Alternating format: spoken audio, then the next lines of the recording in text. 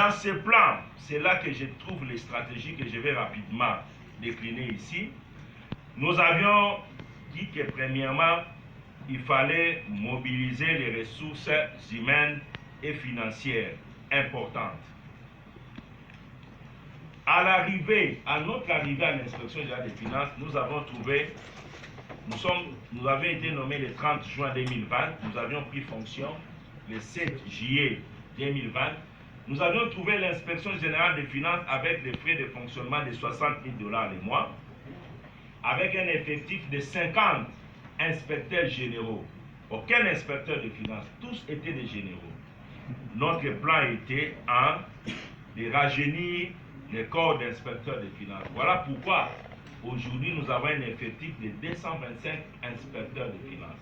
Donc nous avons multiplié les effectifs de l'inspection générale des finances pour entrer dans cette élite.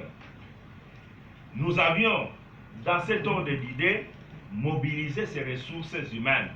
Nous avions fait comprendre aux inspecteurs de finances, parce que nous avions très bien compris les problèmes de l'inspection générale des finances. Nous avions fait comprendre aux inspecteurs de finances la nécessité de s'engager dans la lutte. Donc nous avions fait un travail de sensibilisation interne. Je vous jure, si nous n'avions pas fait ce travail en interne, on ne pouvait pas avoir des résultats à l'extérieur. Nous ne sommes pas des saints, nous vivons dans cet environnement des Congolais. Donc il fallait tout d'abord mobiliser les troupes à l'intérieur, démontrer les méfaits et, comme vous devez le savoir, il faut un minimum de confort pour assurer la vertu. Ça, c'est moi. Donc, il fallait travailler sur les conditions de travail, les conditions financières des inspecteurs de finances pour les motiver à aller dans cette élite. C'est ce qui justifie, au mois de septembre 2020, nous avions procédé à des réformes sur le mode de gestion de ces services. Les modes de gestion que le Cordo vous a brossé.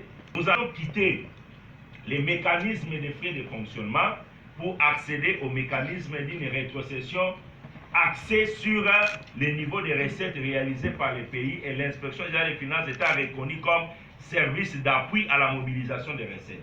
Donc, on quittera les frais de fonctionnement de 60 000 $ avec 50 inspecteurs généraux pour faire le travail sur l'ensemble du territoire, pour avoir 225 inspecteurs de finances, et le gouvernement nous reconnaîtra le fonctionnement en termes de rétrocession qui est lié au niveau des recettes réalisées. Deuxième réforme que nous avions entrepris pour aller dans cette lutte, c'est la réforme des structures de l'inspection générale des finances. Quand nous sommes arrivés, nous avions trouvé 4 brigades. Les brigades sont des unités opérationnelles qui exécutent des missions. Nous en avions trouvé 4. Et ces brigades-là, dans leur forme, existent depuis 1987, soit près de 35 ans. Alors que les finances publiques ont connu une évolution. Quand vous allez à la DGI, il y a eu tellement de changements. La DGI était adaptée, la DGRAD était adaptée, la douane était adaptée. Nous, on est resté 35 ans en arrière. Il a fallu restructurer l'organisation administrative de l'inspection générale des finances pour l'adapter à la donne des finances publiques actuelles. C'est ce qui nous a fait passer de 4 unités d'attaque, unités opérationnelles, à 10. Ces unités se reconnaissent dans les missions reconnues à l'inspection générale des finances. Mission dans les entreprises, mission dans les comptes généraux du Trésor, mission dans les provinces, mission dans les recettes, ainsi de suite. L'élément suivant, comme stratégie, nous avions changé les modes de contrôle. Nous avions décidé de passer au contrôle concomitant, que la direction de l'inspection générale des finances a débaptisé la patrouille financière, qui est au fait un contrôle qui doit se faire au même moment que le gestionnaire est en train de poser ses actes. Ce contrôle, nous l'avons placé à des endroits ci-après. À la Banque centrale, au compte général du Trésor. Aujourd'hui, nous savons chaque jour qu'est-ce qui entre et qu'est-ce qui sort. Cela n'était pas le cas. On n'a jamais été au courant de ça. C'est aujourd'hui que nous avions placé. Nous avons une équipe permanente que nous changeons dans tous les cas. Et nous sommes au courant de chaque sortie des fonds publics. Et nous ciblons les fonds à problème Dès lors que nous voyons l'écriture que l'argent sortira aujourd'hui au profit de tels services, de tels ministères, nous dépêchons les inspecteurs qui attendent l'arrivée de l'argent pour encadrer. C'est là que ça énerve. C'est là que ça énerve. Et comme je vous ai dit, les contrôles concomitants, la patrouille, elle est permanente. Elle ne s'arrête pas. Ce n'est pas comme une mission, vous venez pour 30 jours, vous partez. Quand nous venons en patrouille financière, nous y restons. Une année, 2 ans, on est avec vous. Juste à ce que vous allez comprendre qu'il faut changer de méthode de travail.